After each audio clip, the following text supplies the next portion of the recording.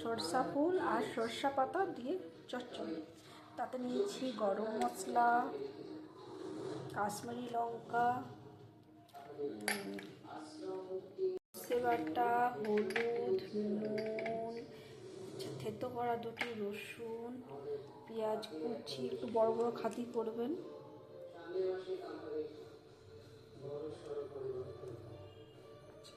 Tomato, আর দেখতেই পাচ্ছেন সর্ষে ফুল, সর্ষে পাতা কুচি কুচি করে বানানো আছে। প্রথমে তেল নিলাম, দিয়ে জিরাটা ভাজতে দিলাম। দেখতেই পাচ্ছেন কড়াইতে জিরা আছে, তেলে ভাজতে দিলাম।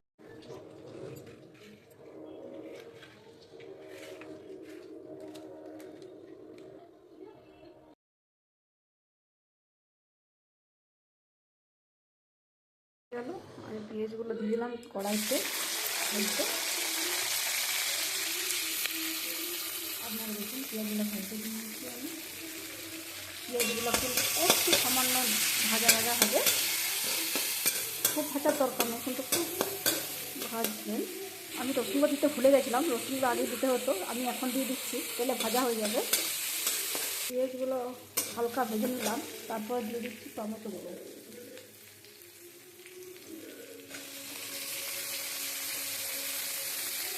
কুচি করা টমেটোগুলো দিয়ে দিলাম।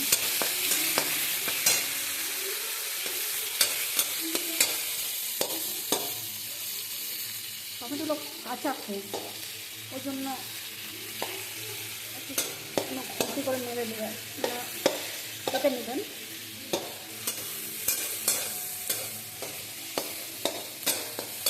আচ্ছা, টমেটো পেঁয়াজ ভাজা হয়ে গেলে তারপরে আপনারা শাকগুলো দিতে থাকবেন। শাকগুলো কাঁচা করে নিলাম,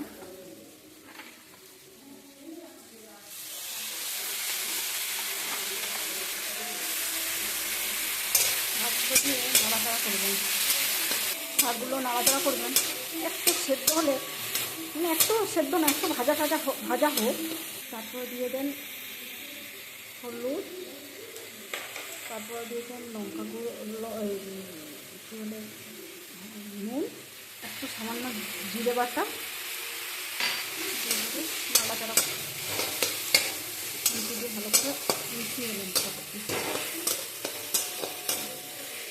করে দেবেন কাশ্মীরি গুঁড়ো, খুব একটা দিলাম না, একটু দিলাম।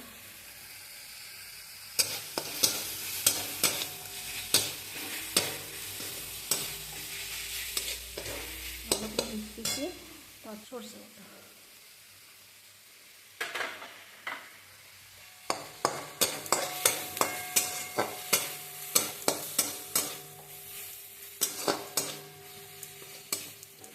সরষে বেশি বাটবেন না,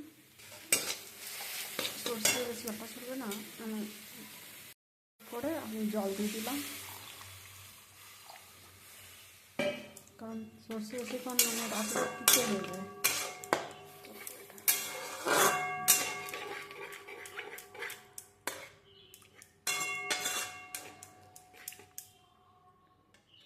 গরম মশলা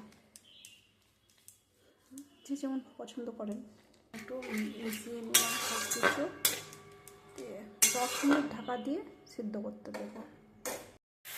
ঢাকা খুলে দিলাম, জলটা মরে গেছে, হাই ফ্লেমে রাখবেন, আর একটু আছে, জলটা মরে গেলে রেডি।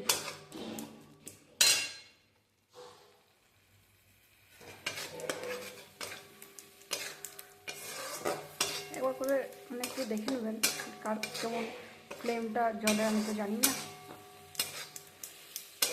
তো লেগে যেতে পারে।